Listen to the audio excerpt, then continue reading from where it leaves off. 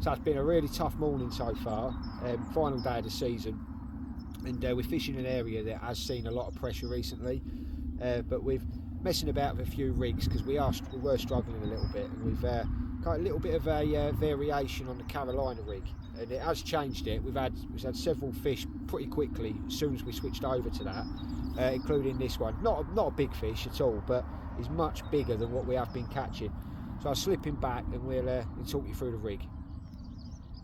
So if you are fishing on pressured venues, or more specifically areas on a venue that's getting a lot of pressure, um, you can keep going down there throwing the same rig, same lures, things like that, and you will get bites, you will still catch fish. But in times like that, in my opinion, that's when experimentation can really come into play.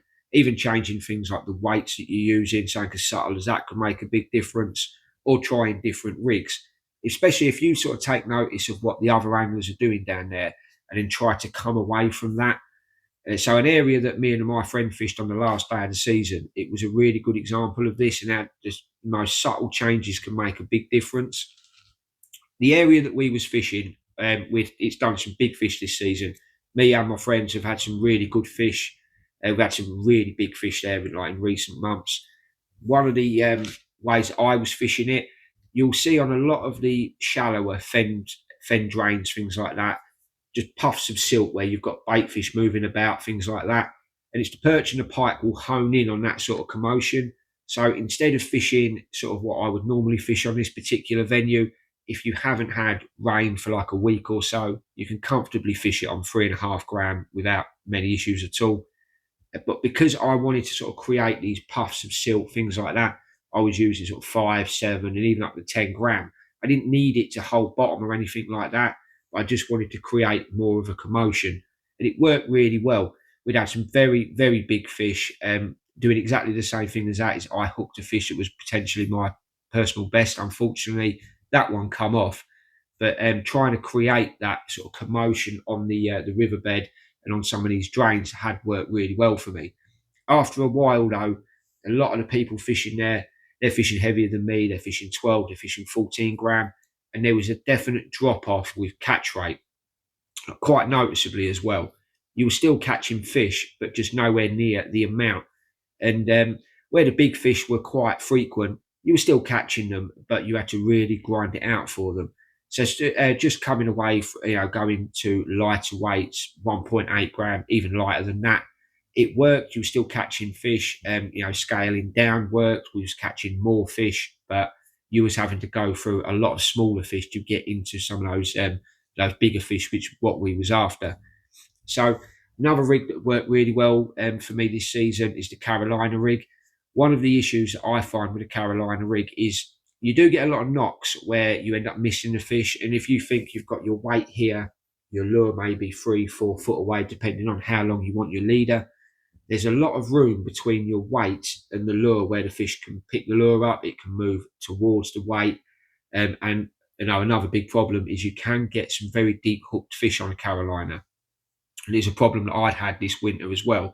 So I was fishing on this spot last day of the season, and I had a 1.8 gram Ned head. I was fishing a Ned rig, and when I was bringing it in the edge, I'm very surprised just how much silt it was picking up, to the point where these big clouds of silt, even on a weight as light as 1.8 gram, it was almost masking the lure.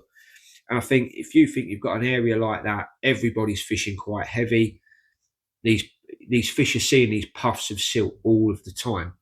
I do think they are still drawn to it because it's natural for them to see that, whether it's crayfish moving about on the bottom or fish feeding on the bottom. There's always going to be some form of commotion on the bottom of the river.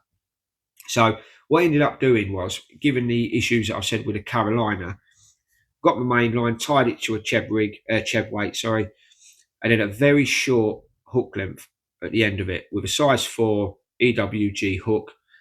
Um, and the reason why I went for this instead of your traditional running Texas rig, I didn't want there to be any more movement.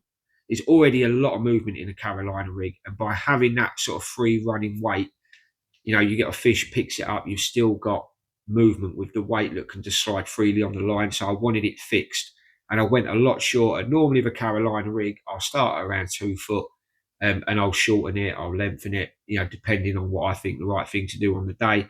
But using this shorter hook length on that fixed weight, I didn't get a bite that didn't result in a hooked fish. And every fish that I hooked was all in and around the mouth. No, didn't you need forceps on any of them. It was all hooked really nice around the gob.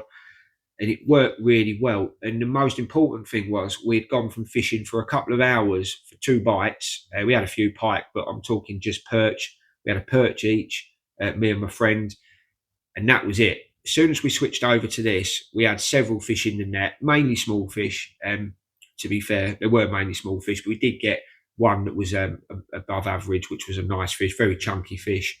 But in the space of about 10 minutes, we had several in the net, fishing exactly the same area that we was dragging Texas rigs and Ned rigs, things like that. It made an instant difference. And although it is very, very similar, it is effectively a Carolina rig. But again, by fishing that really short and with the fixed weight, what we're then trying to create is using the weight to create the puff of silt off the bottom. And then if you have got these big wary fish coming down and just sort of seeing what's going on, your lure is sort of sat just outside of what I would consider sort of the danger zone. These fish, they had seen a lot.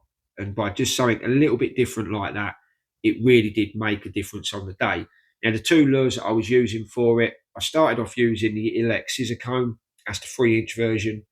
The reason being, these work really well on Carolina rigs, things like that, because I don't need to impart any action with the rod. It's all in the reel. I'll cast it out, let it sink to the bottom, 1 turn of the handle, and then a pause. And when you move this lure, if you see all of the little flat appendages he's got, they all act like little mini paddle tails. They all just sort of like wave in the current. So when you pause this, it's just going to very slowly flutter down to the bottom. I'll only pause it for maybe a split second, and then I'll do another turn of the handle, because this lure works as it's moving through the water. What I did on the day, and what I tend to do is I'm using the traditional Carolina, is use a lure where it works on a straight retrieve, and the scissor comb does that. I don't need to do anything other than reel. It shimmers. It's got a lot of movement, but it's quite a subtle movement. And again, on the last day of the season, we was using that to find the fish. Found the fish, caught a few, bite died off again, and then switched over to the gunky hurricraws. Completely different action to the scissor comb. That will work as I'm retrieving. This will do more on the pause. So I was fishing it in exactly the same manner. Cast it out, let it sink to the bottom. 1 turn of the handle, and then a pause. It's going to sink to the bottom slower because it has these little air chambers in the claws. And then when I pause, I will pause for longer on this as well, because that's going to sort of sit at that kind of an angle. These claws are going to be floating about in the current. And I was getting more hits on this on the pause. This, I was getting the hits as I was actually moving it through the water. So again, use that to find them, and then use that to catch them once the bite starts to tail off on a more active bait like a scissor comb. So yeah, very, very simple. Would I have caught the same fish on a Carolina? I would probably have got the same bites, to be fair, but I do find using that really short hook length with a fixed weight, there's a lot of room for fish to pick up a lure on a Carolina, spit it out, get deep hooked. By having that shorter hook length to a fixed point, I'm using extremely sensitive rods. And like I say, every single minute touch that I felt in the rod tip, set the hook straight away, no issues, all hooked in and around the lip. Worked really, really well. So if you are fishing on a pressured venue, especially if the bottom is very silty, try something like that. It does work a treat.